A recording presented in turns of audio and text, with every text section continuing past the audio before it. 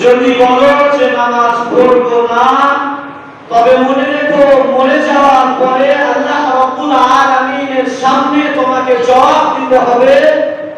যখন আল্লাহ রাব্বুল আলামিন তোমাকে জিজ্ঞেস করবে, হে আমার বান্দা, তোমাকে যে 70 বছরের একটা জিন্দেগি দিয়ে আমি তোমাকে পাঠিয়েছিলাম, ওই দুনিয়ায় তুমি দুনিয়া থেকে আমার জন্য কি নিয়ে এসেছো? তখন তুমি যদি নামাজ পড়ো, তবে আল্লাহ রাব্বুল আলামিনকে বলতে পারবে, হে আল্লাহ, আমি তোমার হুকুম পালন করেছি, তোমার হুকুম মোতাবেক চলেছি, তোমার নামাজ পড়েছি, তোমার রাসূলের সুন্নাত মোতাবেক চলেছি, মানুষের সাথে সৎ ব্যবহার করেছি, তবে আল্লাহ রাব্বুল আলামিন খুশি হবে।